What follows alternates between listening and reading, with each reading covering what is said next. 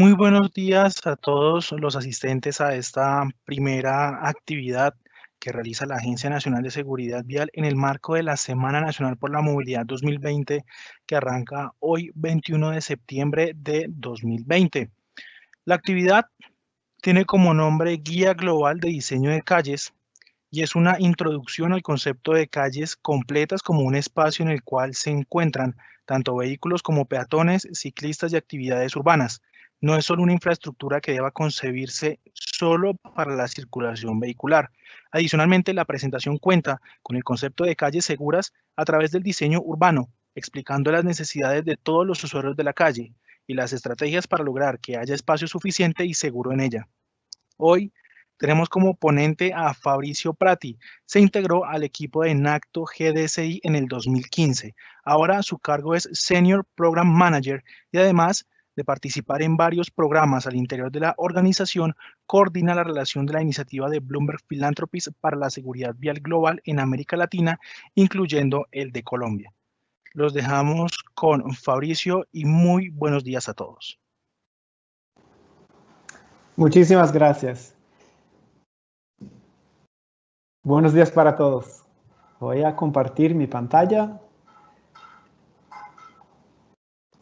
Me dicen si ven mi pantalla. ¿Me confirman? Sí, señor. ¿Están viendo mi presentación? Perfecto. Voy a cerrar la cámara para no tener problemas de conexión y voy a empezar con mi presentación.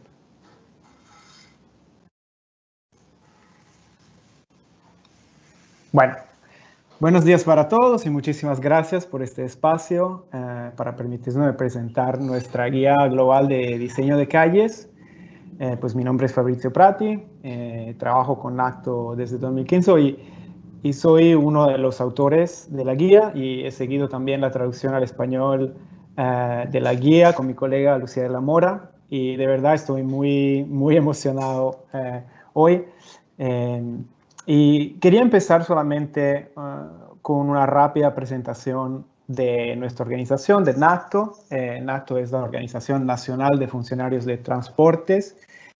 Somos una organización sin ánimo de lucro basada en Nueva York, en Estados Unidos. Y NACTO nació como una alianza de ciudades norteamericanas en Estados Unidos hace más de 10 años con el objetivo de dar una voz a las ciudades frente al gobierno federal y facilitar el intercambio de buenas prácticas entre ciudades. Hoy la componente norteamericana de nuestra organización reúne 81 ciudades y agencias de transporte en Estados Unidos y Canadá. Y en 2014 se creó la Iniciativa Global de Diseño de Ciudades, o GDCI, Global Design Cities Initiative, por su sigla en inglés. GDCI es una iniciativa internacional, trabajamos con varias ciudades en el alrededor del mundo, debajo de varios programas y asesorías como la Iniciativa Global para la Seguridad Vial de Bloomberg Philanthropies y el programa Street for Kids o Calles para los Niños. Nuestra organización es conocida por sus guías y lineamientos de diseño. Estos lineamientos se desarrollan con las ciudades y por las ciudades y están basados en ejemplos internacionales para promover el cambio de prácticas en las ciudades. Durante muchos años, las ciudades aplicaron estándares de diseños de calles desarrollados básicamente para autopistas, para promover el uso del automóvil sobre otros usos, lo que ha transformado nuestras calles y las ciudades en lugares congestionados, contaminados, inseguros y por fin lugares casi inhóspitos para los seres humanos. Entonces quiero empezar con la importancia de las calles. Las calles son espacios para el movimiento, para caminar, para pedalear, para aprender a pedalear, para pasar el tiempo, para jugar. Son espacios donde podemos celebrar, expresarnos. Son también espacios donde podemos ganar dinero y donde podemos gastarlo. Las calles son también espacios para donde pasar tiempo con viejos amigos o hacer nuevos amigos. Pero lo más importante es que las calles son la red más extensa y continua de espacios públicos en nuestras ciudades. Y durante muchos años, Hemos hecho un pésimo trabajo. Algo tan normal y sencillo como cruzar una calle se volvió en una actividad peligrosa, en particular para los más vulnerables, como nuestros niños o las personas mayores o con discapacidad. Hoy, 1.350.000 personas mueren cada año por hechos de tránsito, es decir, una persona cada 23 segundos. Solo en Colombia son 7.000 personas casi. Y el 80% de los fallecidos son usuarios vulnerables, es decir, peatones, ciclistas y motociclistas. Es la segunda causa externa de muerte en Colombia, después de homicidios, y es la primera causa externa de muerte en mujeres en el país. Estas muertes se pueden evitar, y la buena noticia es que sabemos cómo hacerlo. La primera cosa más importante es que sabemos que la velocidad mata, y entonces hay que disminuir las velocidades. Cuando miramos a este gráfico, por ejemplo, vemos cómo la relación entre riesgo de muerte de peatones y velocidad de impacto es muy fuerte. A 60 km por hora, en el 90% de los casos, un peatón muere, y a 30 km por hora, la probabilidad de sobrevivir es del 90%. Y eso porque el cuerpo humano soporta una cantidad limitada de fuerza. También, conforme a que la velocidad aumenta, la visibilidad disminuye y los automovilistas necesitan menos tiempo de reacción. Pero sabemos que la velocidad no afecta el tiempo de viaje y el impacto sobre el tiempo de viajes son muy marginales. Pero sí la velocidad transforma accidentes en muertes. Y la responsabilidad por estos ambientes es nuestra, de las personas que proyectan el sistema, no de los peatones o los usuarios vulnerables. Hoy quiero hablar de nuestra guía de diseño de calles, que está inspirada en estos principios. Es una guía que se realizó gracias al apoyo de Bloomberg Philanthropies, debajo de su iniciativa global por la seguridad vial, y con la contribución de expertos de 70 ciudades en 40 países. Contiene más de 40 casos de estudio reales de todo el mundo. Y la guía se lanzó en 2016 y está desde este año disponible en español. Y pueden encontrar un enlace en nuestro sitio de internet para acceder al sitio del editor para la compra de la versión impresa, y próximamente el PDF será disponible también para descarga gratuita en nuestro sitio de internet. Como otras guías de diseño que desarrollamos, hay un sistema de adopción de la guía, o endorsement en inglés, con el cual ciudades y organizaciones de todo el mundo pueden apoyar sus principios y así permitir la difusión de estas buenas prácticas en sus contextos. Por ejemplo, en Colombia, la ciudad de Bogotá es una de las que refrendó la guía, y esperamos que más ciudades seguirán el ejemplo de Bogotá ahora que la guía está traducida en español. El principio de base de la guía es diseñar calles que den prioridad a las personas. Y es fundamental de invertir la pirámide de las prioridades y incluir criterios de accesibilidad, seguridad y movilidad para todos los usuarios, calidad ambiental, beneficios económicos, mejora del sentido del lugar, salud pública y calidad de vida, poniendo las personas al centro. La guía introduce una nueva aproximación al diseño de calles urbanas que mira el contexto físico, lo que llamamos el lugar en la guía, y los usuarios, lo que llamamos las personas en la guía, para definir un diseño que maximiza los impactos en términos de salud pública, de calidad de vida, de sostenibilidad ambiental, económica, de equidad social y seguridad vial. La guía está estructurada en 3 secciones. La primera que intitulamos acerca de las calles, una segunda que es donde hay las guías de diseños, y la tercera que es sobre las transformaciones de calles y intersecciones. La primera parte define qué es una calle y cuál es el papel de la calle. Cuando miramos este esquema, ¿no?, introduce estos impactos. cuáles son los diferentes impactos del diseño sobre salud pública, calidad de vida, sostenibilidad. Y también cómo evaluarlos. Un punto muy importante es cómo evaluamos los proyectos para maximizar esos impactos y soportar los proyectos. Entonces, hay diferentes metodologías, pero lo más importante es que la idea es de cambiar la forma de evaluar el éxito. No se trata solamente de medir los proyectos, sino de cambiar la medida en sí. Pasar de calles que son evaluadas sobre la movilidad y seguridad vial de un usuario, un motorista o el automóvil, hacia una movilidad y seguridad para todos los usuarios y los diferentes co-beneficios del diseño de calles sustentables. Pasar de una capacidad de las calles que se mide de un único usuario a una capacidad de todos los usuarios.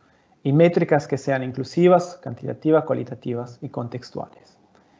Por ejemplo, ¿cómo podemos usar los datos para responder a los argumentos, ¿no? Un argumento puede ser, pues con estos diseños estamos reduciendo la capacidad. Pero si vamos a mirar la capacidad de persona y no la capacidad vehicular, por ejemplo, las ciclorrutas son hasta 12 veces más eficientes de los carriles vehiculares. Y eso también en términos de espacio. Para mover 50 personas, los medios de transporte sostenibles, la caminata, la bici, el transporte público son mucho más eficientes en términos de espacio. Y transformar simplemente una calle de una calle diseñada para los vehículos en una calle multimodal puede incrementar la capacidad de casi 2,5 veces. La segunda parte de la guía se enfoca en el lugar, en las personas. En términos del lugar, entendemos el contexto, ¿no? Contextos locales y regionales que hay que analizar para diseñar las calles y también el contexto inmediato de la calle. Una calle con el mismo ancho, por ejemplo, puede tener perfiles viales completamente diferentes según esos contextos. Y la misma calle con el mismo contexto puede tener perfiles viales diferentes según las diferentes prioridades. Pero otro componente fundamental en el diseño de las calles son las personas o los diferentes usuarios de la calle. Y por esto, en un capítulo de la guía, hemos dedicado diferentes aspectos de diseño para cada uno de los usuarios. Y el usuario más importante, el peatón, es tan importante que es el primero de todos los usuarios en la guía. Importante, ¿no?, decir que somos todos peatones, ¿no? Entonces, en la guía, en la parte dedicada a los peatones, lo que vamos a analizar, por ejemplo, son las variaciones de medidas, los tipos de peatones y las velocidades de caminada de diferentes peatones, los elementos importantes para diseñar calles que sean amigables para los peatones e en particular, el más importante, las aceras, ¿no? Y las diferentes zonas o franjas de una acera y sus dimensiones, el ancho mínimo y el ancho recomendado para estos espacios. Y también las diferentes posibilidades de diseñar una acera basada otra vez en el lugar, en su contexto. Y esto es como un menú de diferentes tipos de aceras que se pueden diseñar. No es un menú exhaustivo, pero nos enseña unos ejemplos de cómo diferentes contextos influyen en el diseño de las aceras. Después, elementos fundamentales como la rampa de accesibilidad o los pasos peatonales que tienen que ser accesibles y seguros y se deben que proveer cada 80-100 metros siempre y en todas las direcciones de una intersección para garantizar que la red peatonal sea conectada. También evitar que los cruces sean a desnivel. Los cruces deben que ser a nivel porque los puentes aumentan de forma innecesaria la distancia y el tiempo de caminata y ocupan valioso espacio en la acera y cuestan hasta 20 veces más que un cruce a nivel señalizado. Y la evidencia nos ha enseñado que no, que los cruces de nivel no funcionan. Claro, en unos contextos específicos, cuando hay unos ríos o, por ejemplo, un ferrocarril, se pueden diseñar a desnivel. Y después los semáforos peatonales, en particular lo que tienen en cuenta regresiva, para permitir que todos los peatones de todas edades y habilidades puedan cruzar una calle.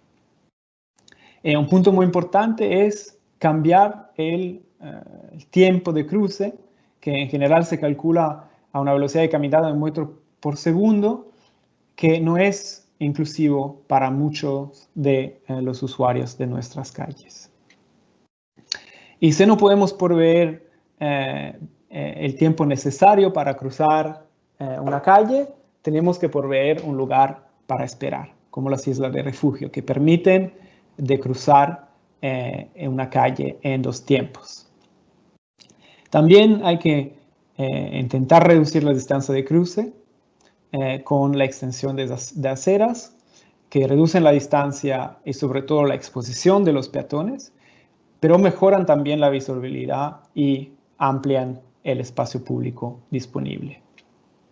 Esto es un ejemplo de cómo una isla, una extensión de andén se puede hacer con el urbanismo táctico. Otro usuario fundamental son los ciclistas y lo mismo, se analizan los tipos de ciclistas, su velocidad y variaciones y la idea es de diseñar para todas las edades y habilidades y ser lo más inclusivo posible en el diseño de calles amigables para los ciclistas. Se analizan los diferentes elementos, en particular la infraestructura ciclista y las ciclorrutas y los diferentes tipos de ciclorruta. Por ejemplo,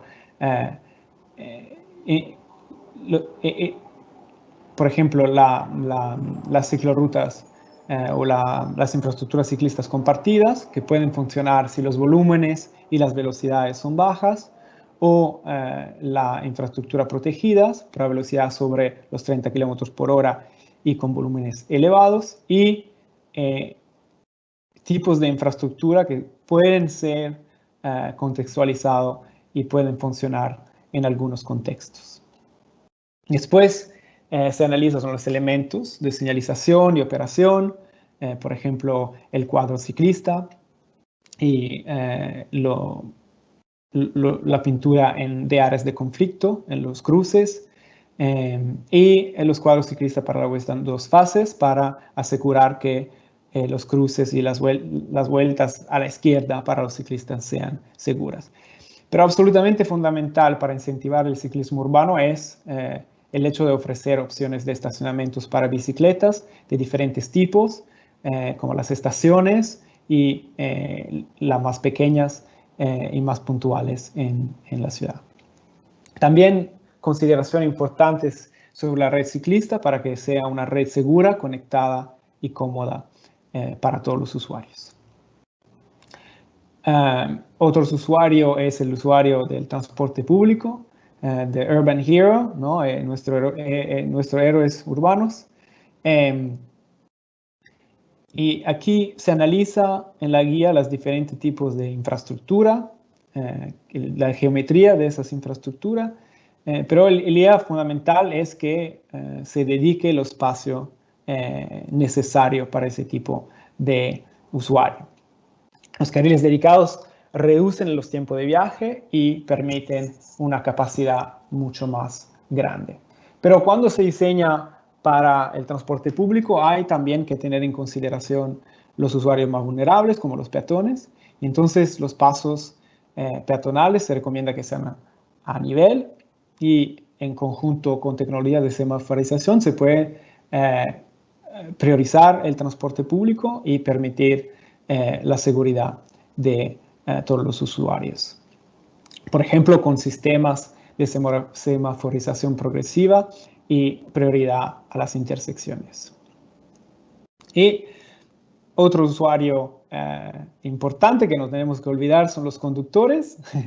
Y la cosa más importante es que tenemos que reapropiarnos del espacio que hemos dedicado a los conductores, ¿no? Durante muchos años hemos diseñado calles sobredimensionadas, entonces un punto muy importante es de redefinir el espacio para este tipo de usuario con, por ejemplo, carriles que sean más adaptados a velocidades más seguras, nunca más de 3,3 metros. Recomendamos 3 metros y también, dependiendo del contexto, aún menos.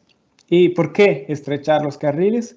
Pues, como decía antes, porque son más seguros y promueven velocidades bajas, pero porque también transportan más vehículos o al menos la misma cantidad que los carriles sobredimensionados. Y eso está comprobado con diferentes estudios. Lo mismo por las velocidades, la correlación entre la dimensión, el ancho del carril y la velocidad de los vehículos.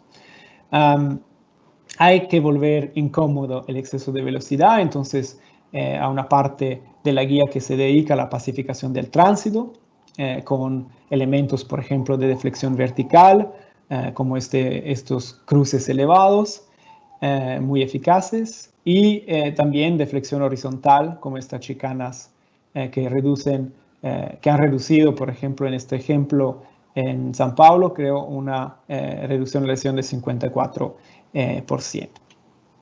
No tenemos que olvidarnos del comercio y del espacio para personas que utilizan el espacio público de la calle para ganar dinero. No tenemos que echarlos del espacio, pero de diseñar calles que sean más inclusivas y que puedan reglamentar ese tipo de actividad que existe y siempre ha existido en nuestras calles urbanas. La última parte de la Guía Global de Diseño de Calles es sobre la transformación de calles. Entonces, el diseño y la aplicación de estos principios que veíamos antes, principios de diseño. En primer lugar, en las calles, mirando a diferentes estrategias de diseño de calles, como el hecho de garantizar el acceso universal, el diseño para velocidades seguras, el hecho de reconfigurar el espacio, de integrar diversos usos en el diseño de la calle, de desarrollar también soluciones basadas en el contexto, en el lugar, y el hecho de empezar en alguna parte, ¿no? Entonces, en la guía tenemos bastantes ejemplos inspirados de ejemplos reales que se han extraído de esta manera y enseñan cómo de un antes se puede transformar la calle integrando esos elementos, esas estrategias que mencionaba antes. Y cada ejemplo de transformación de calle está complementada con un ejemplo real, un caso de estudio, en este caso una transformación en Nueva York, en la ciudad de donde estoy hablando ahora. Por ejemplo, la transformación de Second Avenue, donde con la introducción de una ciclorruta protegida de parqueo, se ha obtenido una reducción de los vehículos circulando a exceso de velocidad de 29%, un aumento de las ventas de comercio local y una reducción importante del número de heridos y de los atropellamientos. Lo mismo se hace con varias tipologías de calles. En este caso, esta calle se transforma en una calle peatonal. Y otra vez, cada uno de estos ejemplos tiene un caso de estudio. Este es un caso de estudio de Dinamarca, Stroget, que probablemente muchos de ustedes conocen. Lo mismo aquí con la transformación en una calle compartida y un ejemplo desde Nueva Zelanda. Finalmente, el último capítulo de la guía habla de transformaciones de intersecciones y muy similarmente a las transformaciones de calle, mira las diferentes estrategias para el diseño de cruces. Por ejemplo, un elemento muy importante es lo de diseñar cruces que sean compactos, simplificar la geometría para diseñar intersecciones lo más posible a 90 grados, analizar la transurbana y la red para encontrar soluciones para una intersección a nivel de red, integrar el tiempo y el espacio utilizando la semaforización, por ejemplo, y utilizar la oportunidad de rediseño para emplear el espacio para los usuarios más vulnerables como los peatones y empezar también para estos usuarios los más vulnerables entre los vulnerables, que son los niños, las personas con discapacidad y los mayores. De manera muy similar, en el capítulo dedicado a las intersecciones, se enseñan diferentes soluciones basadas en ejemplos reales, como en esta calle de doble sentido que encuentra una calle de un sentido, cómo se pueden integrar los diferentes usos y usuarios en una transformación de la intersección. Lo mismo por intersecciones más complejas como esta, donde se ha reconfigurado aplicando los principios de las estrategias que mencionaba antes. Y las intersecciones también tienen sus ejemplos y casos de estudio. Por ejemplo, esta es la transformación de Nueva York de Times Square, que se ha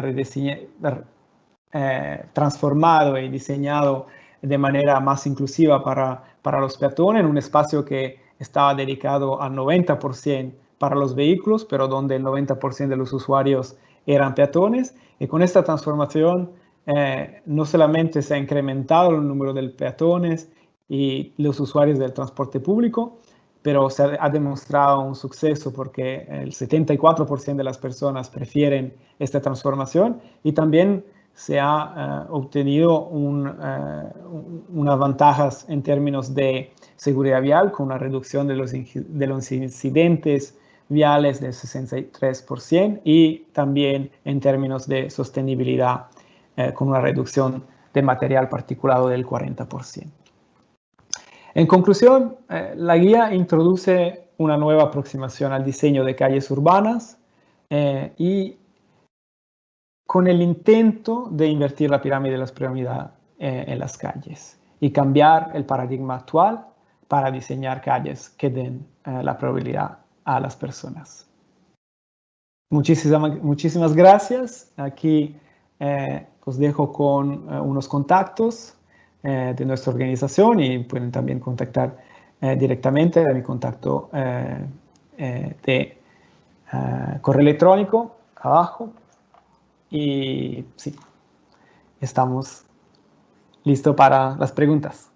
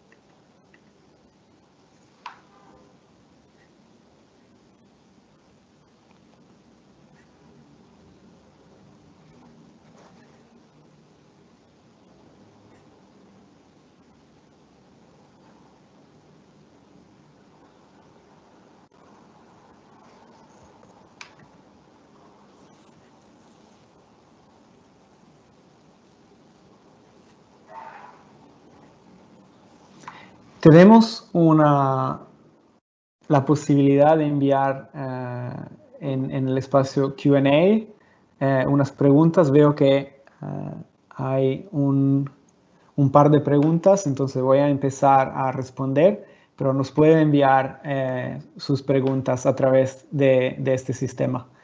Hay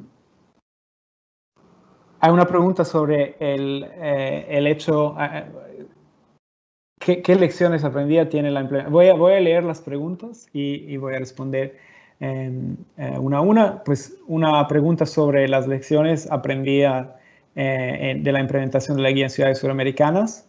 Muy bien. Una pregunta que voy a responder ahora, que es si la guía incluye diseño en vías rurales. No. La guía global de diseño de calles es una guía enfocada sobre las calles urbanas. Entonces, está inspirada también del trabajo de NACTO que está haciendo en diferentes ciudades norteamericanas desde muchos años, y el enfoque es urbano.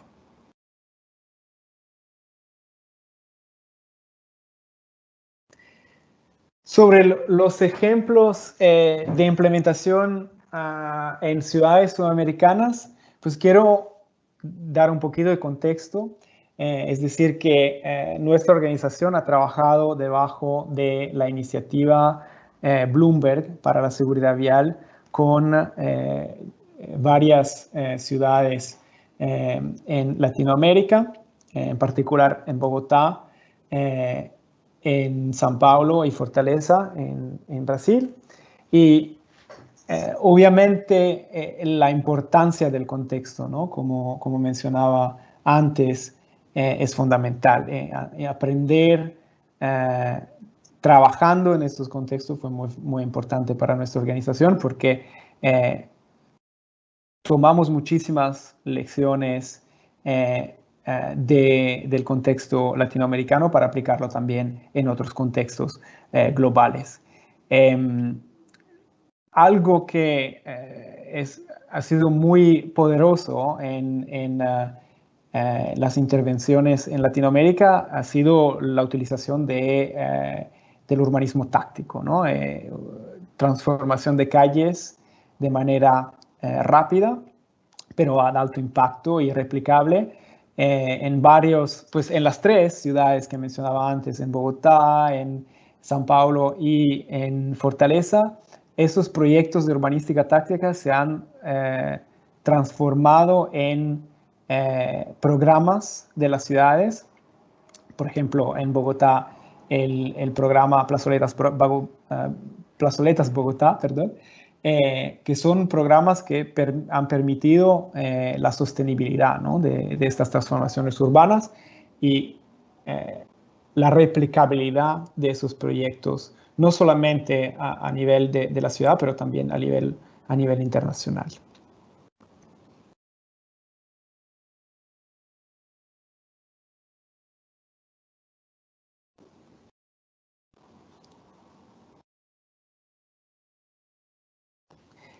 Otra pregunta muy buena sobre cómo involucrar a la ciudadanía, y quiero decir que pues en la guía en la primera sección hay un capítulo dedicado al involucramiento de la ciudadanía en los proyectos, y la experiencia que tenemos en las ciudades de Latinoamérica, pero en general, es que el involucramiento es necesario desde el principio de los proyectos.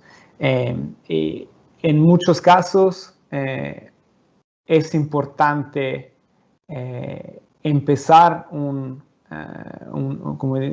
diálogo con la ciudadanía, utilizar los elementos de comunicación, diferentes tipos de estrategias de comunicación para comunicar e involucrar a las personas. Y en muchísimas ciudades en las cuales trabajamos, la mayoría de las personas no son conductores.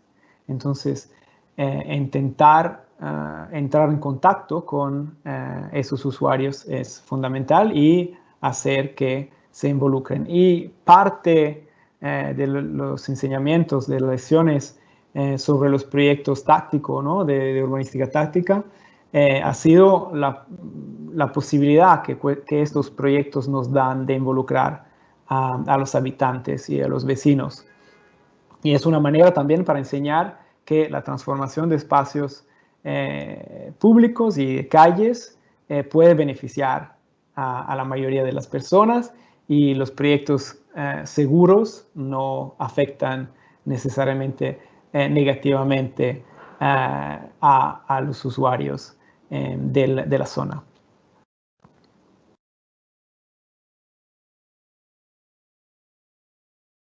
Hay una pregunta sobre el metro elevado en Bogotá, y solo quiero decir que hay una parte en la transformación de calles que habla de la transformación de los espacios debajo de infraestructura elevadas. Entonces os invito a mirar esta parte, pero sí es importante mirar a estas infraestructuras y cómo se integran no solamente en el transporte público, pero también en el tejido urbano de la ciudad, en la red de las calles de la ciudad.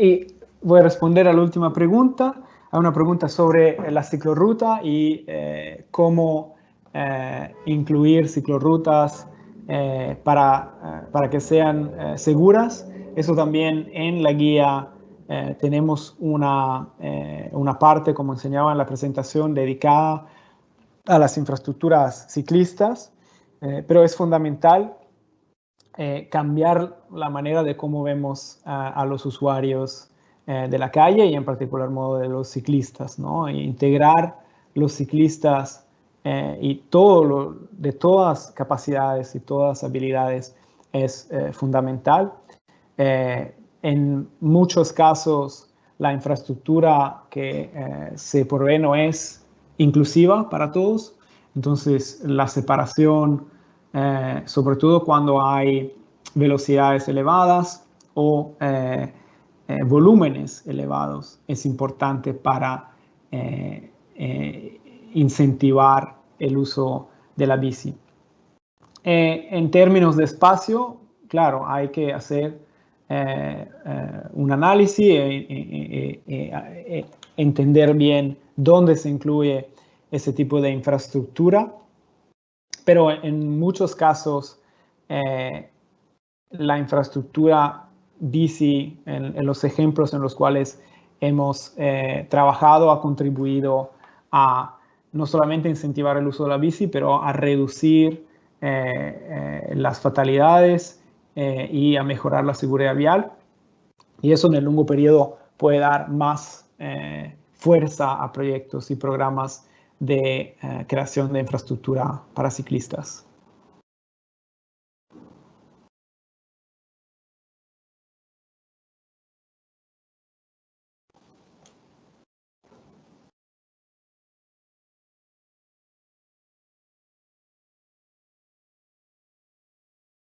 Fabricio, muchísimas gracias. Gracias por esta exposición, que yo sé que es de gran ayuda para este debate sobre la guía global de diseño de calles. Gracias a Fabricio y a todos los asistentes que se conectaron a esta hora. Los invitamos a que se conecten a las 11:15 de la mañana a nuestra siguiente actividad titulada Enfoque de Sistema Seguro, a cargo de Claudia Adriasola. Nos vemos en minutos. Muchísimas gracias. Muchísimas gracias a ustedes. Buen día a todos.